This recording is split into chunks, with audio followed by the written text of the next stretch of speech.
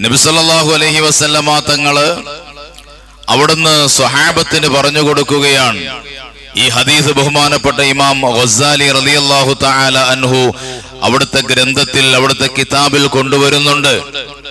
എന്താണ് നബി തങ്ങൾ പറഞ്ഞത്? സിത്തത്തുൻ, 6 കൂട്ടം ആളുകൾ, യദ്ഖുലൂനൻ നാറ ഖബ്ലൽ ഹിസാബി ബിസ്സന, വിചാരണയ്ക്കും 1 വർഷം മുന്നേ വിചാരണയിൽ ഒന്നും ഉൾപ്പെടുത്താതെ ഡയറക്റ്റ് നരകത്തിലേക്ക് പോകുന്നു 6 കൂട്ടം ആളുകൾ.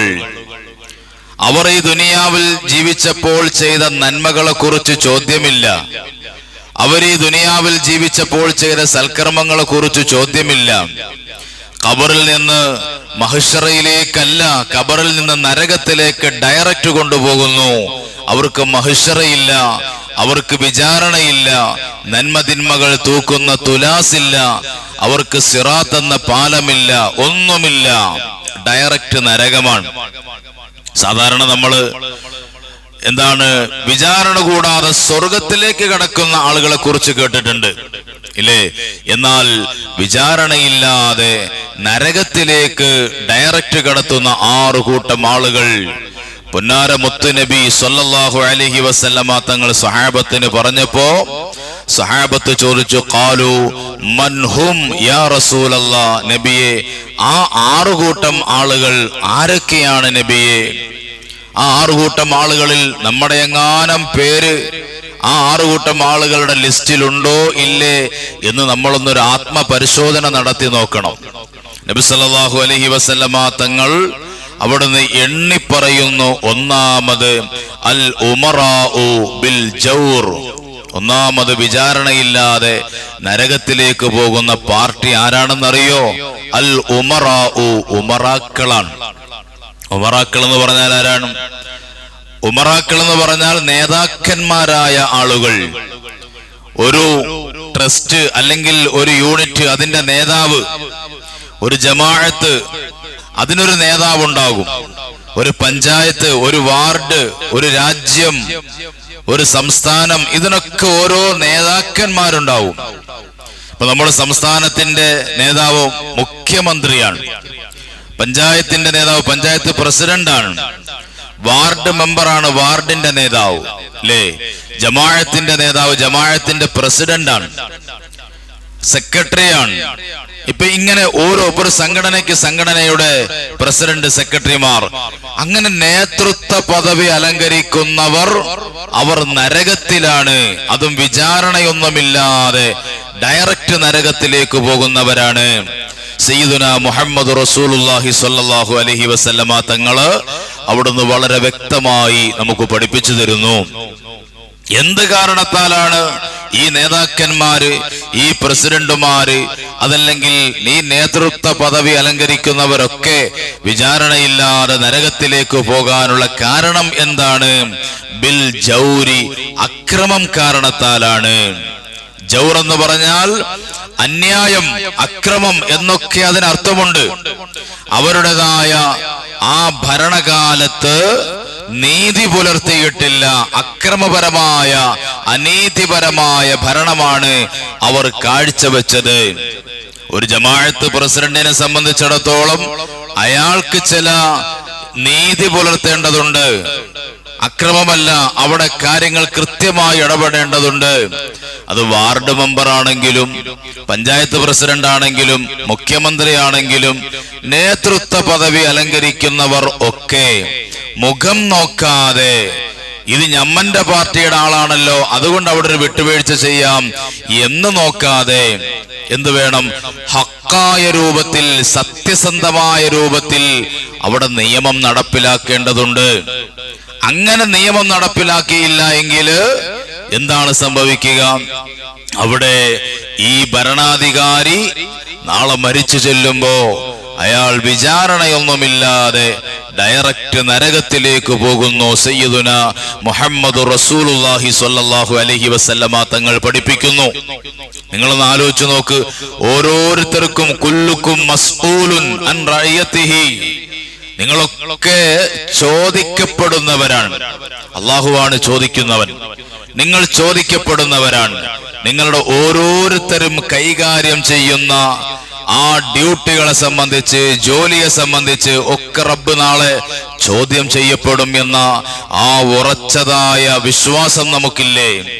ഒരു പള്ളിയിലെ ഇമാമ്, ആ ഇമാമിനോട് നാളെ റബ്ബ് ചോദിക്കും, താൻ ഏറ്റെടുത്ത ഇമാമത്ത് എന്ന ദൗത്യത്തോട് എത്രത്തോളം കണിശതയും കൃത്യതയും പാലിച്ചിട്ടുണ്ട്. പള്ളിയിലെ ബാങ്ക് വിളി ഏറ്റെടുത്ത ബാങ്ക് വിളിക്കുന്ന ആളിനോട് ചോദിക്കപ്പെടും. മദ്രസയിലെ കുട്ടികളെ പഠിപ്പിക്കുന്ന ഉസ്താദിനോട് ചോദിക്കപ്പെടും. മഹല്ല് പരിപാലനം ചെയ്യുന്ന പ്രസിഡന്റിനോട്, സെക്രട്ടറിയോട് ചോദിക്കപ്പെടും. അവരുടേതായ 1.5 വർഷം അല്ലെങ്കിൽ 2 വർഷത്തെ ആ മഹല്ല് പരിപാലന കാലയളവിനെ കുറിച്ച് പൊതുജനങ്ങൾ ചോദിച്ചാൽ എന്തെങ്കിലുമൊക്കെ പറഞ്ഞ് തടി സലാമത്താക്കാൻ കഴിയും.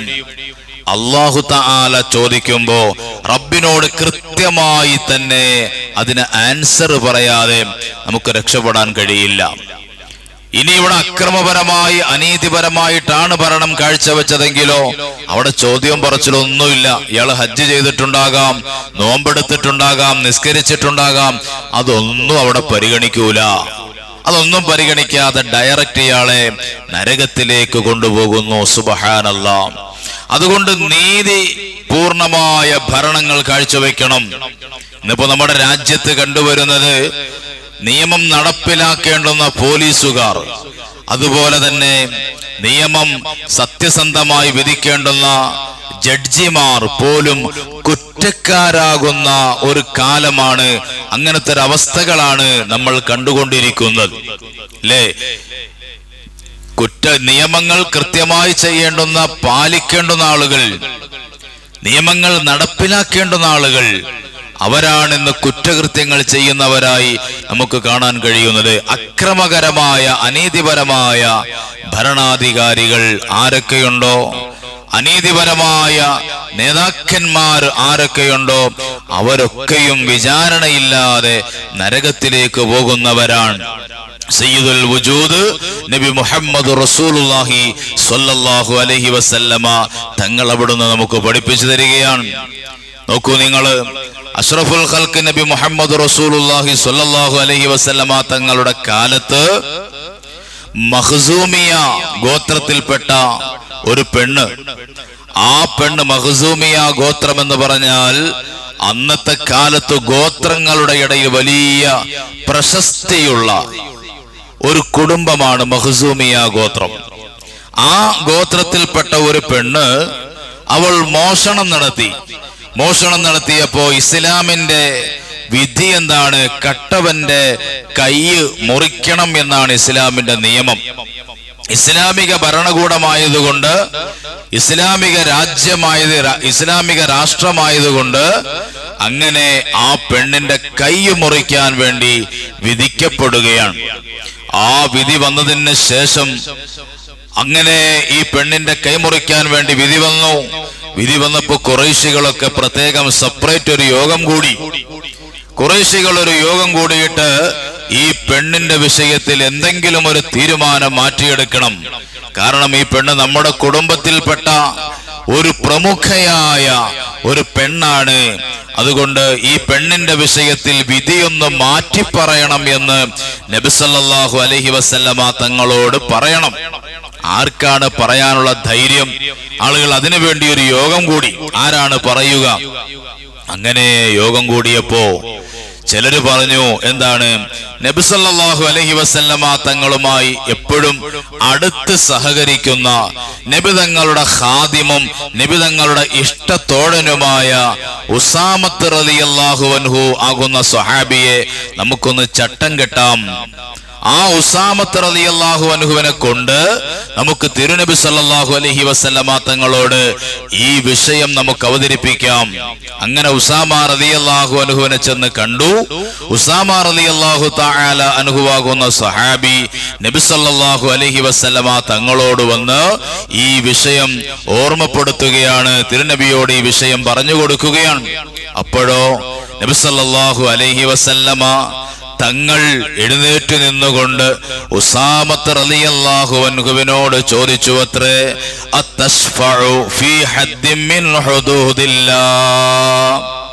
ഉസാമത്തെ, അത്തശ്ഫഉ, നീ എന്നോട് റെക്കമെൻഡ് ചെയ്യുകയാണോ, നീ എന്നോട് ശുപാർശ ചെയ്യുകയാണോ, ഫീ ഹദ്ദിൻ മിൻ ഹുദൂദില്ലാഹ്, അള്ളാഹുവിന്റെ ഹദ്ദുകളിൽ, അള്ളാഹുവിന്റെ നിയമവ്യവസ്ഥിതികളിൽ മാറ്റം വരുത്താൻ നീ എന്നോട് റെക്കമെൻഡ് ചെയ്യുകയാണോ ഉസാമത്തെ? ഇല്ല ഇല്ല, അള്ളാഹുവിന്റെ നിയമം അത് നിയമമായി തന്നെ കാണണം, ആ നിയമത്തിൽ ഒരിക്കലും ഞാൻ ഭേദഗതി വരുത്തുകയില്ല ഉസാമത്തെ എന്ന് പറഞ്ഞിട്ട് നബി സല്ലല്ലാഹു അലൈഹി വസല്ലമ തങ്ങള് ഉസാമത്ത് റളിയല്ലാഹു തആല അൻഹുവിനോട് നബി സല്ലല്ലാഹു അലൈഹി വസല്ലമ തങ്ങൾ പറഞ്ഞു, ഇന്നമാ അഹ്ലക മൻ കാന ഖബ്ലകും അന്നഹും കാനൂ ഇദാ സറഖ ഫീഹിമുശ് ശരീഫു തറകൂഹു വ ഇദാ സറഖ ഫീഹിമുൽ ലഈഫു അഖാമു അലൈഹിൽ ഹദ്. നബി സല്ലല്ലാഹു അലൈഹി വസല്ലമ തങ്ങൾ പറഞ്ഞു, ഇന്നമാ അഹ്ലക മൻ കാന ഖബ്ലകും, നിങ്ങൾക്ക് മുമ്പ് ഇവിടെ കടന്നു വന്ന പൂർവികരായ ആളുകളൊക്കെ നശിച്ചു പോകാനുള്ള കാരണം എന്താണെന്നറിയുമോ? അതിനൊരു കാരണമുണ്ട്. കാനൂ ഇദാ സറഖ ഫീഹിമുശ് ശരീഫു, ആ കാലഘട്ടത്തിൽ നമ്മുടെ മുൻഗാമികളിൽ പൂർവികരിൽ അവരിൽ പ്രമാണിമാരായ ആളുകൾ അല്ലെങ്കിൽ കുടുംബക്കാരായ ആളുകൾ മോഷണം നടത്തുമ്പോ അവർ അതൊക്കെയും വിടുതൽ ചെയ്യുകയും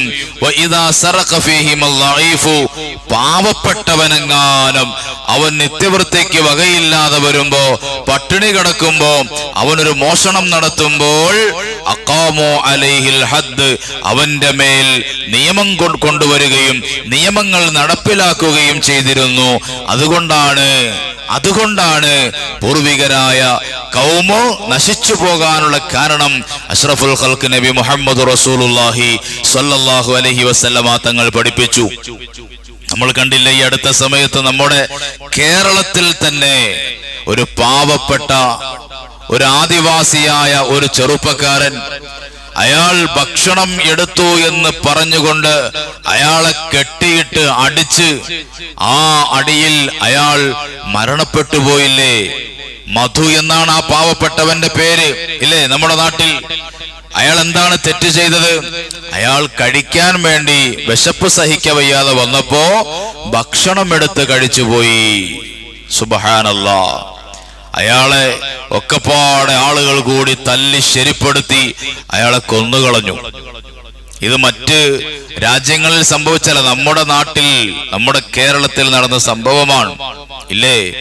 എന്നാൽ ഒരു നേരത്തെ ഭക്ഷണമാണ് അയാൾ എടുത്തതെങ്കിൽ എത്രയോ വലിയ വലിയ കൊള്ളകൾ നടത്തുന്ന, കവർച്ചകൾ നടത്തുന്ന, കോടിക്കണക്കിന് രൂപകളുടെ അഴിമതികൾ നടത്തുന്ന, സ്വർണക്കടത്തുകൾ നടത്തുന്ന, രാജ്യത്തിനെ ദ്രോഹിക്കുന്ന എത്രയെത്ര ആളുകൾ ഇന്നും മാന്യന്മാരായി തലനിവർത്തി നടക്കുന്നു. സുബ്ഹാനല്ലാഹ്. ഇതല്ലേ ജാഹിലിയ കാലഘട്ടത്തിലും നടന്നിരുന്നത്? അഷ്റഫുൽ ഖൽഖ് നബി മുഹമ്മദ് റസൂലുള്ളാഹി സ്വല്ലല്ലാഹു അലൈഹി വസല്ലമ തങ്ങള് അവിടുന്ന് ഉസാമത്ത് റളിയല്ലാഹു അൻഹുവിനോട് വീണ്ടും വിളിച്ചിട്ട് പറയുന്നു, മോനെ, വഅയ്മുല്ലാഹി, അല്ലാഹുവിനെ തന്നെയാണ് സത്യം, ലൗ അന്ന ഫാത്തിമ ബിന്തു മുഹമ്മദിൻ സ്വല്ലല്ലാഹു അലൈഹി വസല്ലം, മുഹമ്മദ് നബിയാകുന്ന എന്റെ പ്രിയപ്പെട്ട പൊന്നുമോള് ഫാത്തിമ ബീവി റളിയല്ലാഹു അൻഹയാണ് മോഷണം നടത്തിയത് എങ്കിൽ ലഖതഅതു യദാഹാ, ആ ഫാത്തിമയുടെ കൈ ഞാൻ മുറിക്കുക തന്നെ ചെയ്യുന്നതാണ്. ഇമാം ബുഖാരി റളിയല്ലാഹു അൻഹു, ഇമാം മുസ്ലിം റളിയല്ലാഹു അൻഹു ഒത്ത് റിപ്പോർട്ട് ചെയ്യുന്ന ഒരു ഹദീസാണ്, മുത്തഫഖുൻ അലൈഹിയായ ഹദീസാണ്. എന്റെ പൊന്നുമോള്, എന്റെ ഹൃദയത്തിന്റെ തുടിപ്പായ, കരളിന്റെ കഷ്ണമായ എന്റെ പ്രിയപ്പെട്ട പൊന്നുമോള് ഫാത്തിമയാണ് മോഷണം നടത്തിയതെങ്കിൽ ആ ഫാത്തിമയുടെ കൈ ഞാൻ മുറിച്ചു കളയും, ഒരു വിട്ടുവീഴ്ചയും ചെയ്യൂല. എന്റെ മകളായി പോയതുകൊണ്ട് ഞാൻ വിട്ടുവീഴ്ച ചെയ്യാൻ വേണ്ടി നിൽക്കൂല. നബി സല്ലല്ലാഹു അലൈഹി വസല്ലമ തങ്ങൾ പറയുകയാണ്, നോക്കൂ എന്റെ പ്രിയപ്പെട്ടവരെ, ഇന്ന് അധികവും മഹല്ലുകളിൽ, പള്ളികളിൽ, നമുക്ക് നമ്മുടെ മഹല്ലിന്റെ വിഷയങ്ങൾ തന്നെ എടുക്കാം. അവിടെ നമ്മുടെ പാർട്ടിക്കാരനായ ഒരാളാണ് തെറ്റ് ചെയ്തതെങ്കിൽ അതിൽ കണ്ണടച്ച് കാണിക്കുന്ന, അതിൽ വിട്ടുവീഴ്ചകൾ ചെയ്തു കൊടുക്കുന്ന ഭരണകൂടങ്ങൾ. മറ്റു പാർട്ടിക്കാരനാണെങ്കിലോ അവനെ ആക്ഷേപിക്കുകയും പിന്നെ അവനെ ശിക്ഷിക്കാനുള്ള ശിക്ഷാ നടപടികൾക്ക് വേണ്ടി വല്ലാണ്ട് സമരങ്ങൾ ചെയ്യുകയും ചെയ്യുന്ന ആളുകൾ ഇന്ന് പല മഹല്ലുകളിലും നമുക്ക് കാണാൻ കഴിയുന്ന സംഗതിയാണ്. നമ്മുടെ ഗ്രൂപ്പിൽപ്പെട്ടവനാണോ, നമ്മുടേതായ സംഘടനയിൽപ്പെട്ടവനാണോ, നമ്മുടെ പാർട്ടിയിൽപ്പെട്ടവനാണോ, അവൻ എന്ത് തോന്നിയവാസങ്ങൾ ചെയ്താലും പ്രശ്നമില്ല. നേരെ മറിച്ച് ഓപ്പോസിറ്റ് പാർട്ടിയിലോ സംഘടനയിലോ ആ ഓപ്പോസിറ്റ് ഗ്രൂപ്പിലോ പെട്ടവനാണെങ്കിലോ പിന്നെ അവനെതിരെ എന്ത് നിയമ നടപടികൾക്കും നമ്മൾ അങ്ങേയറ്റം വരെ നമ്മൾ പണിയെടുക്കും. ഇന്ന് അതാണ് കണ്ടുവരുന്നത്. പൊന്നാര മുത്തുനബി തങ്ങൾ പറഞ്ഞു നോക്ക്, നിങ്ങൾ സ്വന്തം മകൾ ഫാത്തിമയാണ് തെറ്റ് ചെയ്തത്, മോഷണം നടത്തിയത്, എന്നാൽ അവളുടെ കൈ ഞാൻ മുറിച്ചു കളയുമെന്നും പൊന്നാര മുത്തുനബി തങ്ങൾ പറഞ്ഞില്ലേ? അവിടെ ഒരു വിട്ടുവീഴ്ചയ്ക്കും തയ്യാറല്ല. ഇസ്ലാമിന്റെ നിയമങ്ങൾ നടപ്പിലാക്കുന്ന വിഷയത്തിൽ അവിടെ ഒരു വിട്ടുവീഴ്ചയും പാടില്ല എന്നുള്ളതാണ് എന്റെ പ്രിയപ്പെട്ടവരെ.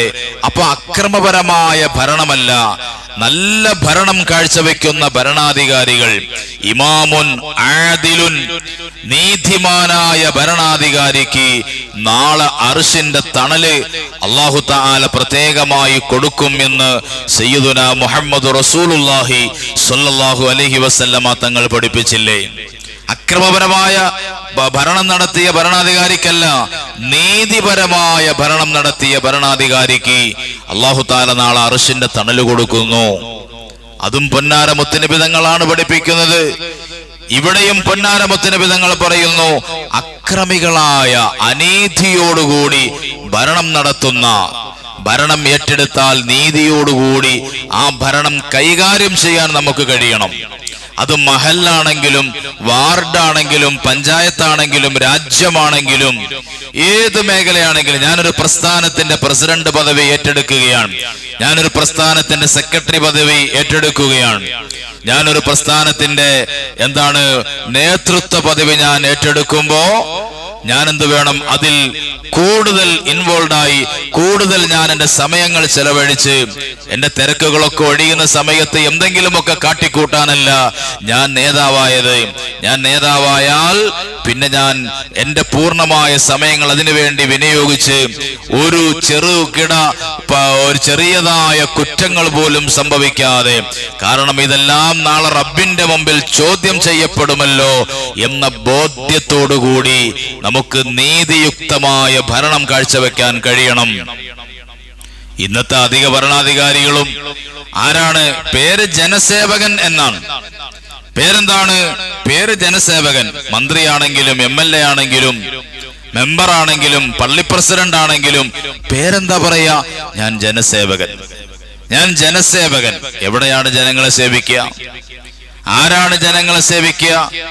പോകട്ടെ, മറ്റുള്ളവരുടെ വിഷയം പോകട്ടെ, നമ്മുടെ ജമാഅത്തിന്റെ പള്ളികളുടെ മഹല്ലുകളുടെ പ്രസിഡന്റ് അല്ലെങ്കിൽ സെക്രട്ടറി അല്ലെങ്കിൽ ആ ഒരു ഉത്തരവാദിത്തം ഏറ്റെടുത്തവർ, നോക്കൂ നിങ്ങൾ, എന്ത് സേവനമാണ് പള്ളികൾക്ക് വേണ്ടി ചെയ്യുന്നത്? ആ പള്ളിയുടെ മുറ്റത്ത് കിളിച്ചു നിൽക്കുന്ന ഒരു പുല്ല് കുനിഞ്ഞൊന്ന് കൈകൊണ്ട് പറിച്ചു കളയാൻ ഏതെങ്കിലും ഭരണാധികാരികൾക്ക് കഴിഞ്ഞിട്ടുണ്ടോ? പള്ളിയുടെ അകത്ത് പൊടിപടലങ്ങൾ പിടിച്ചു കിടക്കുന്നു,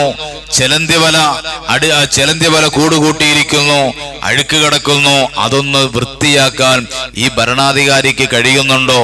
പിന്നെന്ത് സേവനമാണ്? ആർക്കാണ് സേവനം ചെയ്യുന്നത്? പള്ളിക്ക് എവിടെയാണ് സേവനം ചെയ്യുന്നത്? പള്ളിക്ക് സേവനം ചെയ്യാന്ന് പറഞ്ഞാൽ ഇതൊക്കെയാണ്. പള്ളി വൃത്തിയായി സൂക്ഷിക്കുക, മദ്രസ വൃത്തിയായി സൂക്ഷിക്കുക, പള്ളിയുടെ മഖാമുകൾ വൃത്തിയായി സൂക്ഷിക്കുക. ഇതൊക്കെയാണ് സേവനം എന്ന് പറയുന്നത്.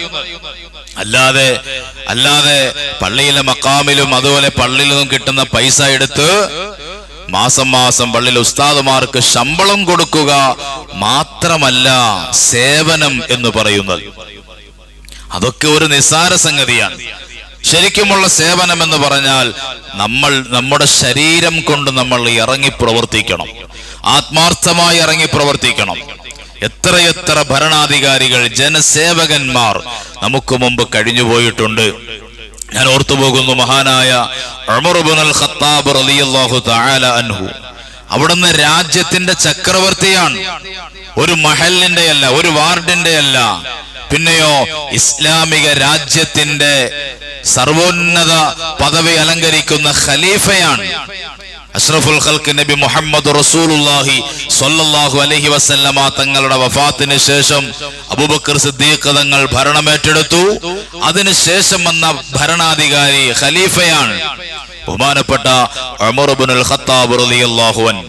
ഇമാമുൻ ആദിലുൻ, നീതിമാനായ ഭരണാധികാരി. ലോകത്തിലെ മുഴുവൻ ഭരണാധികാരികളും മാതൃകയാക്കേണ്ടുന്ന ഭരണാധികാരിയാണ് ഉമർ ഇബ്നുൽ ഖത്താബ് റളിയല്ലാഹു അൻഹു. അതുകൊണ്ടല്ലേ മഹാത്മാ ഗാന്ധിജി പോലും പറഞ്ഞത്, ഇവിടെ ഒരു ഭരണം വരണമെങ്കിൽ അത് ഉമറിന്റെ ഭരണം വരണം, മക്കത്തെ ഉമറിന്റെ ഭരണം വരണം, ഉമർ ഇബ്നുൽ ഖത്താബ് തങ്ങളുടെ നീതിയുക്തമായ ഭരണം വരണം ഇവിടെ എന്ന് കൊതിച്ചവരാണ് ബഹുമാനപ്പെട്ട മഹാത്മാ ഗാന്ധിജി. നോക്കൂ നിങ്ങൾ, എന്തേ കാരണം? അവിടുത്തെ ഭരണം ആ രൂപത്തിലാണ്. മൈക്ക് കിട്ടുമ്പോ പ്രസംഗിക്കൽ മാത്രമല്ല, അങ്ങനത്തെ ഒരു സംഗതി ഉമർ ഇബ്നുൽ ഖത്താബ് തങ്ങളിൽ കാണാൻ കഴിയുകയില്ല. അവിടുത്തെ ജനങ്ങൾക്ക് വേണ്ടി ചെയ്ത ഖിദ്മത്ത്, ജനങ്ങൾക്ക് വേണ്ടി ചെയ്ത സേവനങ്ങൾ. മഹാനായ ത്വൽഹത്ത് റളിയല്ലാഹു അൻഹു അവിടെ നോക്കുമ്പോൾ ഒരു ദിവസം രാത്രി ഭരണാധികാരി ഒരു വീട്ടിലേക്ക് കയറിപ്പോകുന്നു. എല്ലാ ദിവസവും പതിവായി ഭരണാധികാരിയാകുന്ന ഖലീഫയാകുന്ന ഉമർ ഇബ്നുൽ ഖത്താബ് റളിയല്ലാഹു അൻഹു ഒരു വീട്ടിലേക്ക് കയറിപ്പോകുന്നു. കുറച്ച് സമയം കഴിഞ്ഞപ്പോ ആ വീട്ടിൽ നിന്ന് ഇറങ്ങിപ്പോകുന്നു. മനുഷ്യനല്ലേ, മനസ്സിൽ വല്ലാത്ത തെറ്റിദ്ധാരണ ഭരണാധികാരിയെ കുറിച്ച് ത്വൽഹത്ത് റളിയല്ലാഹു അൻഹുവിന്റെ ഖൽബിൽ വരികയാണ്. ഈ ഭരണാധികാരി എന്തിനാണ് ഈ പാതിരാത്രിയില് മറ്റൊരാളുടെ വീട്ടിലേക്ക് രഹസ്യമായി കയറിപ്പോകുന്നത്? അങ്ങനെ പല ചിന്തകളും മനസ്സിൽ വന്നു. അങ്ങനെ ഒരു ദിവസം ഉമർ ഇബ്നുൽ ഖത്താബ് തങ്ങള് ആ വീട്ടിലേക്ക് കയറിപ്പോയി മടങ്ങി തിരിച്ചു പോയതിന് ശേഷം ത്വൽഹത്ത് റളിയല്ലാഹു അൻഹു ആ വീട്ടിലേക്ക് കയറിപ്പോയി. ഇവിടെ എന്താണ് നടക്കുന്നത്, സംഭവിക്കുന്നത് എന്നറിയാൻ വേണ്ടി കയറിപ്പോയി. ആ വീട്ടിലേക്ക് അങ്ങനെ കയറിപ്പോയപ്പോ സുബ്ഹാനല്ലാഹ്, കാണാൻ കഴിഞ്ഞ ഒരു കാഴ്ച, ചെറിയ ഒരു ചെറ്റക്കുടിൽ. ആ ചെറ്റക്കുടിലില് ഒരു കട്ടിലിൽ ഒരു പ്രായം ചെന്ന വയോവൃദ്ധയായ ഒരു തള്ള, ഒരു ഉമ്മ ആ കട്ടിലിൽ ഇങ്ങനെ കിടക്കുകയാണ്. അവർക്ക് സ്വന്തമായിട്ട് എഴുന്നേൽക്കാനോ എഴുന്നേറ്റിരിക്കാനോ അതുപോലെ ബാത്റൂമിലേക്ക് ടോയ്ലറ്റുകളിലേക്ക് പോകാനോ ഒന്നും കഴിയാതെ ഒരേ കിടപ്പാണ്. ഒരു നിത്യരോഗിയായ ഒരു ഉമ്മയാണ് ആ വീട്ടിൽ കിടക്കുന്നത്. മഹാനായ ത്വൽഹത്ത് റളിയല്ലാഹു അൻഹു ആ ഉമ്മയോട് ചോദിക്കുകയാണ്. മഹാനായ തഴവ ഉസ്താദ് തന്റെ അൽ മവാഹിബുൽ ജലീലിലൂടെ ഈ സംഭവം നമ്മളെ ഓർമ്മപ്പെടുത്തുന്നുണ്ട്. അല്ലാഹു തആല അവിടുത്തെ ദറജ ഉയർത്തി കൊടുക്കുമാറാകട്ടെ. പനനാരു കൊണ്ട് വരിഞ്ഞു മൂടിയ കട്ടിലിൽ പഴമുണ്ട് മൂടിയ കിഴവിരോഗമിലുണ്ടതിൽ നിങ്ങൾക്ക് ഖിദ്മത്ത് ചെയ്യുവാനാരുണ്ട്, അതിനുത്തരം എനിക്കെന്റെ സൃഷ്ടാവുണ്ട്. ത്വൽഹത്ത് റളിയല്ലാഹു അൻഹു ആ വീട്ടിലേക്ക് കയറി പോകുമ്പോ ഈ ഒരു പനനാരുകൊണ്ട് വരിഞ്ഞു മൂടിയ ഒരു കട്ടിൽ, വെറും ലോക്കൽ കട്ടിൽ, ആ കട്ടില് പഴയ തുണിയും മുണ്ടുമൊക്കെ ഇങ്ങനെ മൂടിപ്പൊറച്ചൊരു ഉമ്മ കിടക്കുന്നു. പ്രായം ചെന്ന ഉമ്മ, അവർക്ക് എഴുന്നേറ്റിരിക്കാൻ കഴിയുന്നില്ല. ബാത്റൂമിലേക്കോ അല്ലെങ്കിൽ പോയി കുളിക്കാനോ സ്വന്തമായിട്ട് ഒന്നിനും കഴിയാതെ കിടക്കുന്ന ഒരു ഉമ്മ.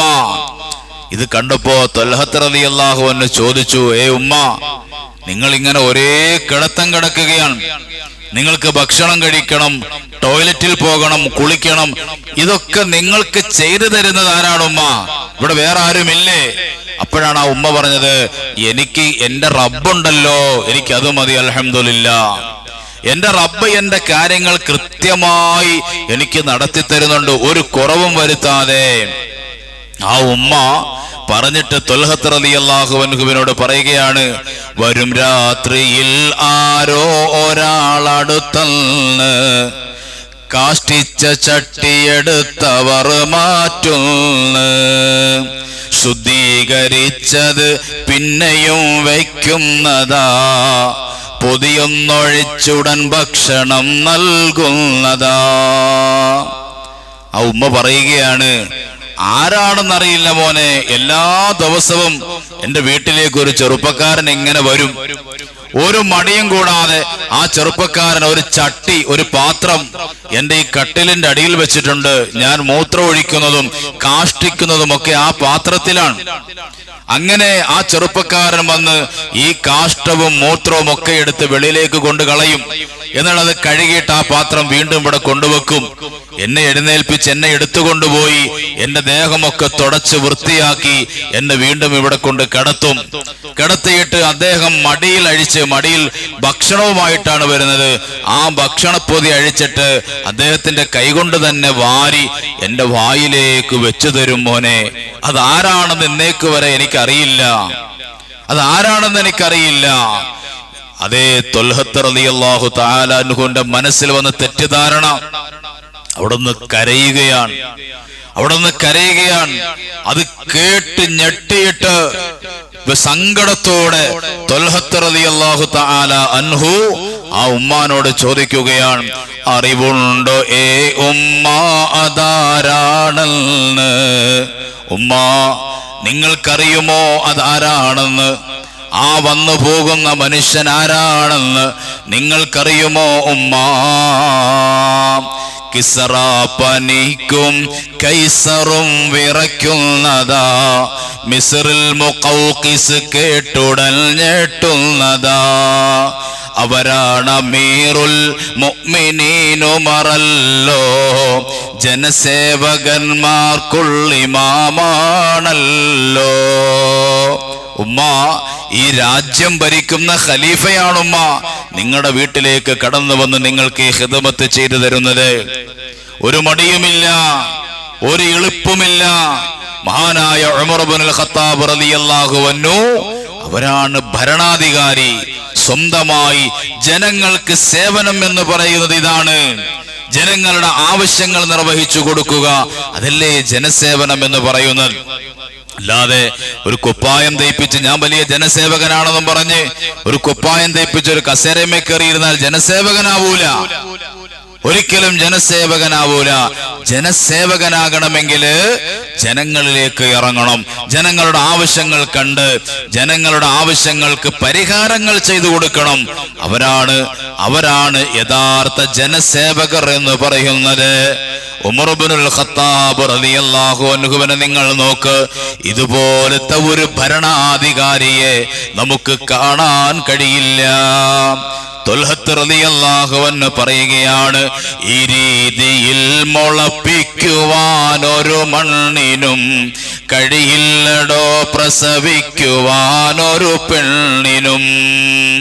ഇതുപോലത്തെ ഒരു ജനസേവകനെ പ്രസവിക്കാൻ ലോകത്തൊരു പെണ്ണിനും സാധിക്കൂല, ഒരു മണ്ണിനും ഇതുപോലത്തെ ഒന്നിനെ മുളപ്പിക്കാൻ കഴിയൂല. മഹാനായ തഴവ ഉസ്താദിന്റെ അൽ മവാഹിബുൽ ജലീൽ നമുക്ക് കാണാം. എന്റെ പ്രിയപ്പെട്ടവരെ, ആ വീട്ടിൽ വന്നത് ഉമർ തങ്ങളാണ്, ഭരണാധികാരിയാണെന്ന് ഉമ്മാക്കറിയൂല, ഉമ്മാക്കറിയില്ല. അതുകൊണ്ട് ഉമർ തങ്ങൾ അത് പറഞ്ഞു കൊടുത്തിട്ടുമില്ല, ഞാൻ ഭരണാധികാരിയാണ്. ആദ്യം ഭരണാധികാരികൾ അല്ലെങ്കിൽ ഒരു നേതാവ് ചെന്നിട്ട് പറഞ്ഞു ഞാൻ ഇന്ന സ്ഥലത്തെ നേതാവാണെന്ന് പരിചയപ്പെടുത്തിയിട്ടാണ്. എന്താണ്, ഇനി അടുത്ത പ്രാവശ്യം ഇലക്ഷന് നിൽക്കുമ്പോ എനിക്ക് വോട്ട് കുറച്ച് കൂടുതൽ കിട്ടണം, അതിനു വേണ്ടിയിട്ട് ആദ്യം ഞാൻ എന്നെ ഒന്ന് സ്വമേധയാ പരിചയപ്പെടുത്തുന്നു. അങ്ങനെ ഒരു പരിചയപ്പെടുത്തൽ ഇവിടെ ആവശ്യമില്ല. ഉമർ ഇബ്നുൽ ഖത്താബ് റളിയല്ലാഹു അൻഹു അങ്ങനെ ഒരു പരിചയപ്പെടുത്തൽ അവിടെ നടത്തിയിട്ടില്ല. ഉമർ ഇബ്നുൽ ഖത്താബ് റളിയല്ലാഹു അൻഹു ഞാൻ ആരാണെന്നോ ഞാൻ എന്താണെന്നോ ഒന്നും പറയാതെ ഒരു സാധാരണക്കാരനെ പോലെ വന്ന് ആ ഉമ്മാന്റെ ആവശ്യങ്ങൾ നിറവേറ്റി കൊടുത്തിട്ട് പോയത് കണ്ടില്ലേ? ഇതാണ് യഥാർത്ഥ ജനസേവനം എന്ന് പറയുന്നത്. ഈ രൂപത്തിൽ ആത്മാർത്ഥമായി ജനങ്ങളെ സേവിക്കുന്ന, അതേ ഖിദ്മത്ത് ചെയ്യുന്ന, പള്ളിക്കും മദ്രസയ്ക്കുമൊക്കെ ഖിദ്മത്ത് ചെയ്യുന്ന പരിപാലകരായിട്ടുള്ളവർ ഉണ്ടോ അവർക്ക് നാളെ അർശിന്റെ തണല് അല്ലാഹു തആല കൊടുക്കുമെന്ന് സയ്യിദുൽ വജൂദ് നബി മുഹമ്മദുർ റസൂലുള്ളാഹി സ്വല്ലല്ലാഹു അലൈഹി വസല്ലമ തങ്ങൾ അവിടുന്ന് പഠിപ്പിക്കുന്നു. അപ്പൊ ഹദീസ് എന്താണ്? സിത്തത്തുൻ യദ്ഖുലൂനൻ നാറ ഖബ്ലൽ ഹിസാബി ബിസ്സന. 6 കൂട്ടം ആളുകൾ നാളെ വിചാരണയൊന്നും കൂടാതെ വിചാരണയ്ക്കും 1 വർഷം മുന്നേ നരകത്തിലേക്ക് കടക്കുന്ന 6 കൂട്ടം ആളുകൾ. അതിൽ ഒന്നാമത്തെ വിഭാഗം ആരാണ്? അൽ ഉമറാഉ ബിൽ ജൗർ. അക്രമികളായ അനീതിപരമായ ഭരണം കാഴ്ചവെക്കുന്ന നേതാക്കന്മാർ, ഭരണാധികാരികൾ ആരൊക്കെയാണോ അവരാണ് ഒന്നാമതായി അതേ വിചാരണയൊന്നും തന്നെ കൂടാതെ നരകത്തിലേക്ക് പോകുന്നവർ. അള്ളാഹുവിന്റെ ഹബീബ് പഠിപ്പിക്കുകയാണ്. അതുകൊണ്ട് എന്റെ പ്രിയപ്പെട്ട ജമാഅത്ത് പ്രസിഡന്റുമാർ, ജമാഅത്തിന്റെ സെക്രട്ടറിമാർ, ജമാഅത്തിന്റെ നേതൃത്വ പദവി അലങ്കരിക്കുന്നവർ, പള്ളികളിൽ നടക്കുന്ന അതല്ലെങ്കിൽ പള്ളിയുടെ കീഴിലുള്ള മഖബറകളിൽ നടക്കുന്ന അനാചാരങ്ങൾക്ക് കുടപിടിക്കാൻ പാടില്ല. പള്ളിക്ക് വരുമാനം കിട്ടും എന്ന് കരുതി എന്ത് തോന്നിയവാസങ്ങൾക്കും മൗനമായിട്ടോ അല്ലാതെയോ സമ്മതം മൂളിക്കൂടാ. എന്റെ പ്രിയപ്പെട്ടവരെ, റബ്ബിന്റെ മുമ്പിൽ സമാധാനം പറയേണ്ടി വരും. ഞാനിത് പറയുന്നത് ചില പള്ളികളിൽ നമുക്ക് കാണാം മഖബറകളിൽ നടക്കുന്ന അനാചാരങ്ങൾ. മഖബറകളിൽ ആചാരങ്ങളുണ്ട്. മഖബറകൾ മഹാന്മാരുടെ ഖബർസ്ഥാനങ്ങൾ നിലനിൽക്കുന്ന സ്ഥലത്തിനാണ് മഖബറ എന്ന് പറയുന്നത്. അവർ അല്ലാഹുവിന്റെ ഔലിയാക്കന്മാരാണ്. അവർക്ക് കറാമത്തുണ്ട്. അവരെ സിയാറത്ത് ചെയ്യണം. അത് സുന്നത്താണ്. മഹാന്മാരുടെ മഖബറകളിലേക്ക് ചെന്ന് അവരെ തവസ്സുലാക്കി ദുആ ചെയ്യണം. ഇതൊക്കെ സിയാറത്ത്, ഒക്കെ സുന്നത്ത് തന്നെയാണ്. പക്ഷെ ഇന്ന് ചില മഖബറകളിൽ കാണുന്ന അനാചാരം, ആണും പെണ്ണും വേർതിരിവില്ലാതെ ആ മഖാമിൽ ഇൽമു പഠിച്ചു എന്ന് പറഞ്ഞു നിൽക്കുന്ന മുസ്ലിയാന്മാര് പോലും ആ തെറ്റുകൾക്ക് കൂട്ടുനിൽക്കുകയാണ്. ഈ പാപങ്ങളൊക്കെ എവിടെ കൊണ്ടാണ് പൊറുപ്പിക്കുക? നോക്കൂ നിങ്ങൾ, ഒരു അന്യ പെണ്ണ് വരുമ്പോ ആ പെണ്ണിന്റെ തലയിലേക്ക് പട്ടുവെച്ച് മന്ത്രിക്കുക. എത്ര വലിയ തെറ്റാണ്, എത്ര വലിയ തെറ്റാണ്. അതിന്റെ ആവശ്യം എന്താണ്? അതിന്റെ ആവശ്യം എന്താണ്? ഒരു ഹിജാബില്ല, ഒരു മറയില്ല. ഒരു മറയില്ലാത്ത രൂപത്തിൽ അവളുടെ ശരീരഭാഗങ്ങളൊന്നും മറച്ചിട്ടില്ല, ഔറത്ത് വെളിവാക്കിയിട്ടാണ് നിൽക്കുന്നത്. മുസ്ലിമായ പെണ്ണിനെ കുറിച്ചാണ്, നോൺ മുസ്ലിംസിനെ കുറിച്ച് പറയേണ്ട ആവശ്യമില്ലല്ലോ അവർക്ക്. കാരണം അവരുടെ ഔറത്തിനെ കുറിച്ച് ചോദ്യമില്ല. നേരെ മറിച്ചൊരു മുസ്ലിമായ പെണ്ണിനാണ് ഔറത്തിനെ കുറിച്ച് നാളെ റബ്ബ് ചോദിക്കുന്നത്. അപ്പൊ ഈ രൂപത്തിൽ മക്കാമിന്റെ മുമ്പിൽ വന്ന് അവൾ നിൽക്കുന്നു. അവളുടെ തലയിൽ പട്ടുവെച്ച് മന്ത്രിക്കേണ്ടി, ഓതേണ്ടി വരുന്ന ഒരു അവസ്ഥ, ദുരവസ്ഥ ഒന്ന് ആലോചിച്ച് നോക്ക്. ആണും പെണ്ണും കൂടിക്കലറുകയാണ്. അന്യവരും അതുപോലെ വലിയവരുമായ ആണും പെണ്ണും കൂടിക്കലരുക അത് ഹറാമാണ്. പരിശുദ്ധ ഇസ്ലാം പഠിപ്പിക്കുന്നു. ഈ കൂടിക്കലറൽ, ഈ ഹറാമ് എവിടെ സംഭവിക്കുന്നു? ഈ മഖബറകളിൽ സംഭവിക്കുകയാണ്. ഇങ്ങനെ എത്രയോ അനാചാരങ്ങൾ. ചില മഖബറകളിൽ ചന്ദനക്കുടം എന്ന പേരില് എന്തെല്ലാം പേക്കൂത്തുകൾ, എന്തൊക്കെയോ പേക്കൂത്തുകൾ. ക്ലബ്ബുകൾ പോലും തോറ്റുപോകുന്ന രൂപത്തില് ഗാനമേളയും ഒപ്പനയും ഡാൻസും തിരുവാതിരയും നൃത്തങ്ങളും, അതുപോലെ ആണും പെണ്ണും കൂടിക്കലറുന്ന രീതിയിലുള്ള പല സംഗതികളും. കാരണം അവർക്ക് വേണ്ടത് വരുമാനമാണ്, പണമാണ്. ആളുകൾ കുറെ കൂടണം, പള്ളിയിലേക്ക് വരണം. സിയാറത്ത് മാത്രം പറഞ്ഞാൽ ആളുകൾ വരൂല പള്ളിയിൽ. പിന്നെ കുറെ നാടകവും ഒപ്പനയും തിരുവാതിരയും ഗാനമേളയൊക്കെ വെച്ചെങ്കിലേ ആളുകൾ മക്കാമിലേക്ക് വരുള്ളൂ. എന്നാലേ കൂടുതൽ പണം കിട്ടുകയുള്ളൂ. എങ്ങനെയും പണമുണ്ടാക്കണം, ഏത് രൂപത്തിലും പണമുണ്ടാക്കണം. അതാണ് ഇന്ന് ആളുകളുടെ മൈൻഡ് അങ്ങനെയായി മാറി. കമ്മിറ്റിക്കാർ ചിന്തിക്കുന്നത്, ഇപ്രാവശ്യം മതപ്രസംഗത്തിന് വിളിക്കേണ്ട ആള് ഏറ്റവും കൂടുതൽ ആളുകൾ പങ്കെടുക്കുന്ന, ഏറ്റവും കൂടുതൽ പിരിവെടുത്തു തരാൻ പറ്റുന്ന ആളിനെ വേണം വിളിക്കാൻ. ഏറ്റവും നല്ല രീതിയിൽ ആത്മീയതയോടുകൂടി ഇൽമു പറഞ്ഞു കൊടുക്കാൻ പറ്റുന്ന ഒരാളെ എന്ന് ഒരു കമ്മിറ്റിക്കാരും തിരക്കാറില്ല. കമ്മിറ്റിക്കാര് തിരക്കണത് എന്താണ്? ഇപ്രാവശ്യം വഅദിന് വിളിക്കേണ്ട ഉസ്താദ് ആരായിരിക്കണം? ഏറ്റവും കൂടുതൽ പണം പിരിച്ചു തരാൻ പറ്റുന്ന, അവിടെ വഅദൊന്നും പറയണമെന്നില്ല, ഇത്ര മണിക്കൂർ വഅദ് പറയണം എന്നൊന്നുമില്ല. പിന്നെന്താണ്? അയാൾ വന്ന് ഞങ്ങൾക്ക് പിരിച്ചു തരണം, പിരിവെടുത്തു തരണം. ചിലരുടെ ചിന്ത എന്താണ്? വലിയ മഷഹൂറായ ആളുകൾ വരുമ്പോ ഫേമസ് ആയ ആളുകളെ കൊണ്ടുവരണം, അപ്പൊ നമുക്കും ഒന്ന് സ്റ്റേജിൽ കയറിയിരുന്ന് ഞെളിയാവല്ലോ. ഒരുപാട് ആളുകൾ വരുമ്പോ ആ ആളുകളുടെ മുമ്പിൽ കയറി നമുക്കും വലിയ ബോസ് കാണിക്കാമല്ലോ. ഇതാണ് പലരുടെയും ചിന്ത. എന്നാൽ ആചാരങ്ങളും അനാചാരങ്ങളും എന്തൊക്കെയാണ്, അല്ലെങ്കിൽ എങ്ങനെയാണ് സിയാറത്ത് ചെയ്യേണ്ടത്, അല്ലെങ്കിൽ ഈ പള്ളിയിൽ അടങ്ങിയിരിക്കുന്ന മഹാൻ ആരാണ്, എന്താണ് കറാമത്ത്, അവരെ എങ്ങനെയാണ് ബഹുമാനിക്കേണ്ടത്, ഇത്യാദി വിഷയങ്ങൾ, അതിനെക്കാട്ടിലും വേറെയും വിഷയങ്ങൾ മഹല്ലുകളിൽ നിന്ന് കൂടുതൽ എന്താണ് ദാമ്പത്യ ബന്ധങ്ങൾ പൊട്ടിപ്പൊളിഞ്ഞു പോകുന്ന ഒരു കാലമാണ്. മിക്ക ദിവസങ്ങളിലും മഹല്ല് പള്ളികളുടെ ഓഫീസിന്റെ മുമ്പിൽ ആളുകൾ തടിച്ചുകൂടുകയാണ്. എന്തിനാണ്? കമ്മിറ്റിയാണ്, മീറ്റിംഗ് ആണ്, ചർച്ചകളാണ്, വൈവാഹിക ജീവിതത്തിന്റെ അതിൻ്റെതായ ചർച്ചകളാണ്. പലതും അടിയിലും പലതും ഡിവോഴ്സിലും പല രീതിയിലും ഇങ്ങനെ ചർച്ചകൾ പൊട്ടിപ്പൊളിഞ്ഞു പോവുകയാണ്. ഞാൻ പറയുന്നത് വെറുതെ അല്ല. നിങ്ങൾ ഏതെങ്കിലുമൊക്കെ പള്ളികളുടെ ഓഫീസുകളിലേക്കൊന്ന് ചെന്ന് അന്വേഷിച്ചു നോക്കണം. ഈ ആഴ്ചയിൽ എത്ര ഡിവോഴ്സ് കേസുകൾ അല്ലെങ്കിൽ എത്ര വിവാഹ കേസുകൾ, ചർച്ചകൾ നമ്മുടെ പള്ളിയിലേക്ക് വന്നിട്ടുണ്ട് എന്നൊന്ന് ചോദിച്ചു നോക്കണം. നമുക്കറിയാൻ കഴിയും, വലിയ വമ്പന്മാരും കൊമ്പന്മാരുമായ ആളുകളുടെ മക്കളുടെ ജീവിതം പോലും ഇന്ന് ആ രൂപത്തിലാണ്. അപ്പൊ അതിനെക്കുറിച്ച് ഒരു ക്ലാസ് നടത്താൻ, ഒരു കൗൺസിലിംഗ് നടത്താൻ, എന്താണ് വിവാഹം, എങ്ങനെ ആയിരിക്കണം വിവാഹം, മഞ്ഞക്കല്യാണവും മൈലാഞ്ചി കല്യാണവും പോലെയുള്ള തോന്നിവാസങ്ങൾ കല്യാണത്തിന് മുമ്പ് നടത്തിക്കൊണ്ട് ആ ചെറുപ്പക്കാരുടെയും ജീവിതം ഇല്ലാതാക്കുന്നതാരാണ്? ഈ തോന്നിവാസങ്ങൾക്ക് ആരാണ് ഇവിടെ സമ്മതം തന്നത്? ഏത് ഇസ്ലാമാണ് പഠിപ്പിക്കുന്നത്? നോക്കൂ നിങ്ങൾ, ഇന്ന് മുൻപന്തിയിൽ മുസ്ലിംസ് ആണ്. എല്ലാ സ്ഥലത്തും കാണാം. കല്യാണത്തിന് 2 ദിവസം മുന്നേ ഒരു മഞ്ഞക്കല്യാണം. എന്താ മഞ്ഞക്കല്യാണം? നാട്ടുകാരൊക്കെ വന്നിട്ട് എല്ലാവരും മഞ്ഞ നിറത്തിലെ സാരി, മഞ്ഞ നിറത്തിലെ ചുരിദാറ്, മഞ്ഞ നിറത്തിലെ ഡ്രസ്സുകൾ, ഇങ്ങനെ ഒരേ ഡ്രസ് കോഡ്, എല്ലാവർക്കും മഞ്ഞ കളർ. എന്നിട്ട് മഞ്ഞയിൽ എന്താണ് ഒരു മഞ്ഞക്കല്യാണം. എല്ലാവരും വരുന്നവനും പോകുന്നവനൊക്കെ മഞ്ഞൾ വാരി തേക്കുന്ന ഒരു കല്യാണം. അത് കഴിഞ്ഞിട്ട് അടുത്ത ദിവസം എന്താണ്? മൈലാഞ്ചി കല്യാണം. എല്ലാത്തിന്റെ പേര് കല്യാണം എന്നാ. അടുത്ത ദിവസം മൈലാഞ്ചി കല്യാണം. മൈലാഞ്ചി കല്യാണം എന്ന് പറഞ്ഞാൽ വരുന്നവനും പോകുന്നവനും, ചെറുക്കന്റെ കൂട്ടുകാരനും അയലത്തുകാരനും എല്ലാവരും പെണ്ണിന്റെ കയ്യിൽ മൈലാഞ്ചി തേച്ചു കൊടുക്കുക, പെണ്ണിന്റെ വായിൽ മധുരം ഇങ്ങനെ ഇട്ട് കൊടുക്കുക. ഒരു പെണ്ണ് ഒരു ഉളുപ്പുമില്ലാതെ, ഒരു നാണവുമില്ലാതെ അവൾ ഇങ്ങനെ ഇരുന്ന് കൊടുക്കുക. വരുന്നവനൊക്കെ വായിലേക്ക് മധുരം വെച്ചു കൊടുക്കുന്നു, കയ്യിൽ മൈലാഞ്ചി ഇട്ട് കൊടുക്കുന്നു. അതിന്റെ പേര് മൈലാഞ്ചി കല്യാണം. ആദ്യത്തെ ദിവസം മഞ്ഞക്കല്യാണം, പിന്നെ മൈലാഞ്ചി കല്യാണം. ഇതിനൊക്കെ എത്ര ലക്ഷങ്ങളാണ് പൊടിച്ചു വരുന്നത്. പിന്നെ കല്യാണത്തിനന്ന് പിന്നെ ഇതിന്റെയൊക്കെ ഒരു കൊട്ടിക്കലാശം. ഇതാണ് കല്യാണം എന്ന് കരുതിയിരിക്കുന്ന ചില പാവങ്ങൾ. ഇതല്ല കല്യാണം. ആ കല്യാണത്തിൽ ബറക്കത്തുണ്ടാവൂല. ആ കല്യാണത്തിൽ അള്ളാഹുവിന്റെ അനുഗ്രഹം നിങ്ങൾക്ക് ലഭിക്കൂല.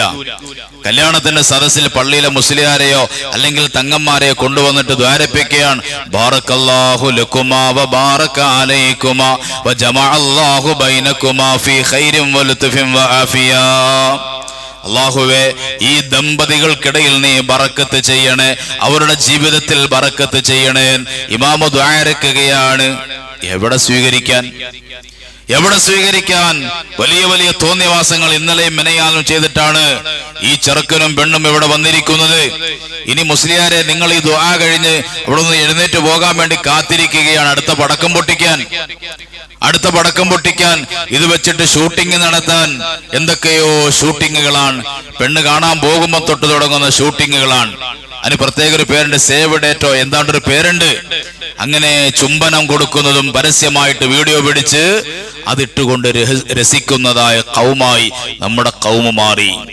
ഈ തോന്നിവാസങ്ങൾക്കെതിരെ, ഈ ഹറാമുകൾക്കെതിരെ രംഗത്ത് വരാൻ ഏത് മഹല്ല് കമ്മിറ്റിക്കാരാണ് തയ്യാറാകുന്നത്?